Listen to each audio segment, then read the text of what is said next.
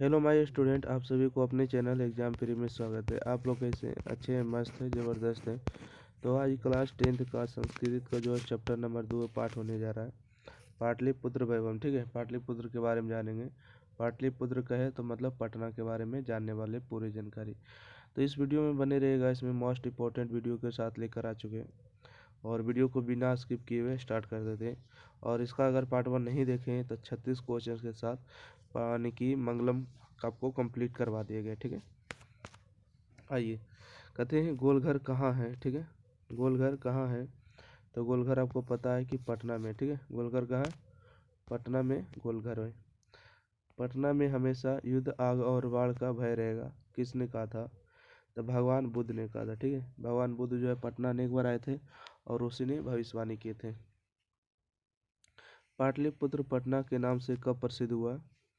तो मध्यकाल में प्रसिद्ध हुआ। ठीक है, पटना का बहुत नाम था। ठीक है, वो भी आपको बता देंगे। पुष्पुरम, कुशपुरम, कुसुमपुर। पाटलिपुत्र नगर में क्या प्रसिद्ध है? तो गोलघर। ठीक है, पाटलिपुत्र नगर में क्या प्रसिद्ध है? तो इसका राइट आंसर होगा गोलघर। ठीक है, अगला प्रश्न है कि पाटलिपुत्र का नामांतर क्या है? तो इसका राइट आंसर होगा कुसुमपुर। ठीक है, मतलब पाटलिपुत्र का जो अन्य नाम क्या है? कुसुमपुर होगा।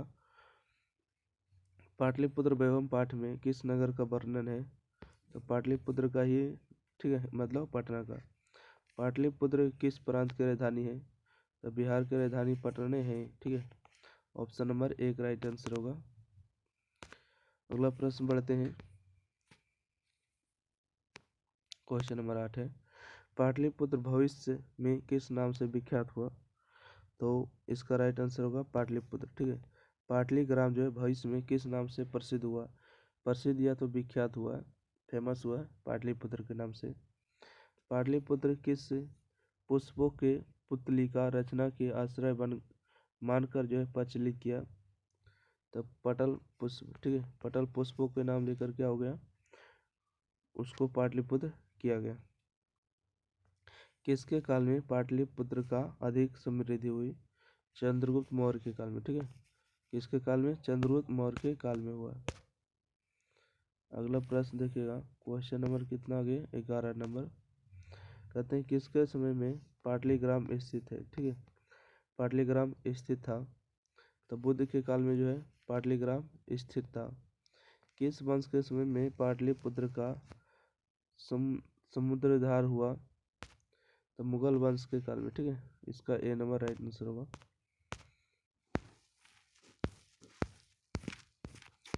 अगला प्रश्न देखिएगा, क्वेश्चन नंबर 13। किसने कहा भविष्य में पाटलिग्राम महानगर होगा? ठीक है, तो भगवान बुद्ध ने कहा था। भगवान बुद्ध पटना में कितने बार आए थे? तो अनेक बार आए थे। ठीक है, अनेक बार आए थे। ठंडा में जो हाथ नहीं काम करता। ठीक है, किस साहित्य ग्रंथ में पाटलिपुत्र के हजारों वर्ष पुराना नाम का वर्णन है? तो मुद्रा राक्षस में। बुद्ध काल में पाटलिपुत्र नगर का क्या नाम था? तो पाटलिग्राम था। ठीक है, क्या था?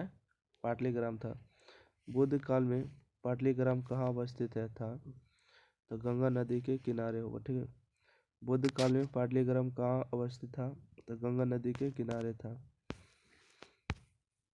अगला है यूनान का राजदूत अपने संस्मरण में पाटलिपुत्र का वर्णन किया? तो मेगास्थनी। ठीक है, यूनान का जो राजदूत था कौन था? मेगास्थनी था। किसके दरबार में आया था? तो चंद्रगुप्त मौर्य के दरबार में आया था। ठीक है, अगला है कि मध्यकाल में पाटलिपुत्र किस नाम से जाना जाता है? तो पटना के नाम से। ठीक है,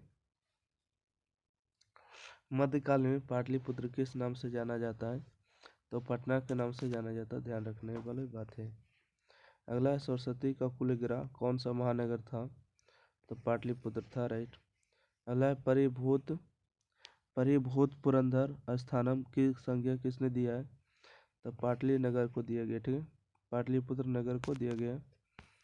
अगला है कि कुसुमपुर एवं पुष्पुर किस नगर की प्राचीन नाम है?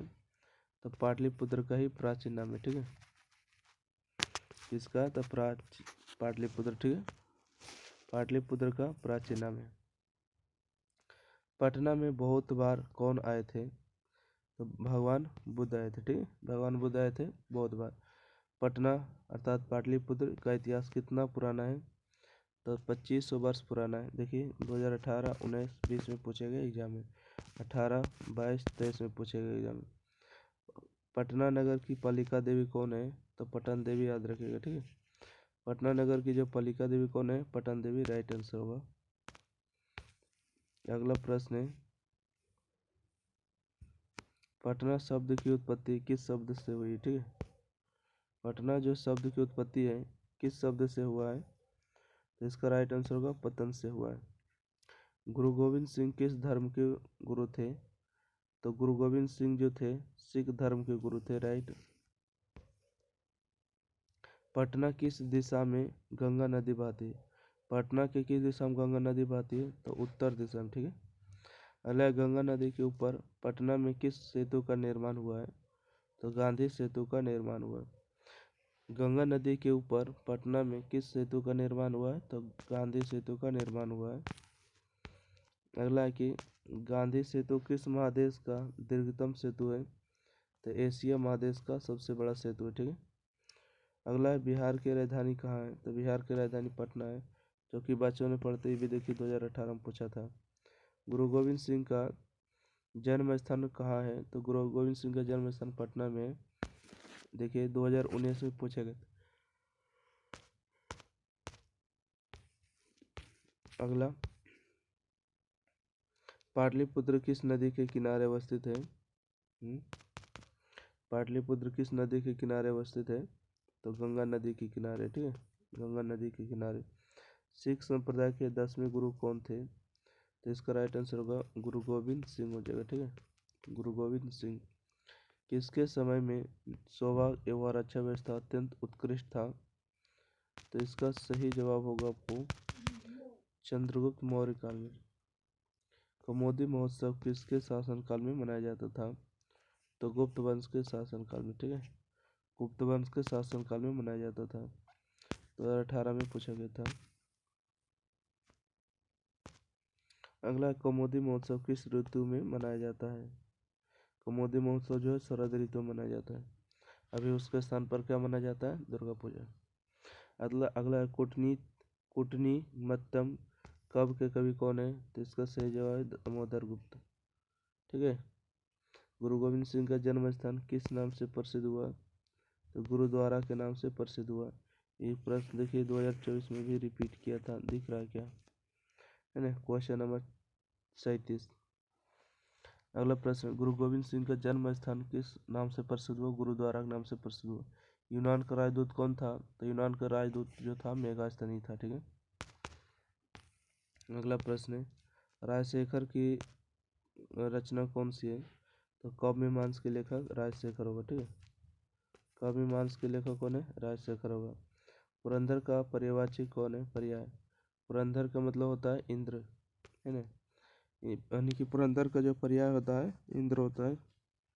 अगला है कि दामोदर गुप्त निम्न में से कौन सा ग्रंथ है? तो दामोदर गुप्त जो है कौन सा ग्रंथ लिखे? कुंडलीबद्ध। अगला है कि नगर के समीप किसका बहुत सा उत्पादन होता था? तो फूल का। नगर के समीप जो है किसका बहुत सा उत्पादन होता था? फूल का होता था। अगला है कि गुप्त शासन काल में कौन महोत्सव अत्यंत प्रचलित था? कौमुदी महोत्सव था। ठीक है, कौन महोत्सव? कौमुदी महोत्सव। विदेशी यात्रा मेगास्थनी ने पटना के वर्णन में क्या लिखा? तो क्या लिखा? संस्मरण लिखा। ठीक है, अगला, कवि शिक्षा प्रमुख ग्रंथ किसकी रचना है? तो राजशेखर की होगा। राइट। तो इस तरह से जो है चैप्टर नंबर 2 में आपको 46 प्रश्नों के साथ समाप्त होते हैं। वीडियो अच्छा लगे लाइक करिए, शेयर करिए, चैनल सब्सक्राइब करिए और जल्दी से जल्दी एग्जाम फ्री के 50 के सब्सक्राइब को कंप्लीट कराना है। ठीक है, थैंक यू, धन्यवाद। और सारा वीडियो आपको एग्जाम फ्री के प्लेलिस्ट में देखने को मिलेगा।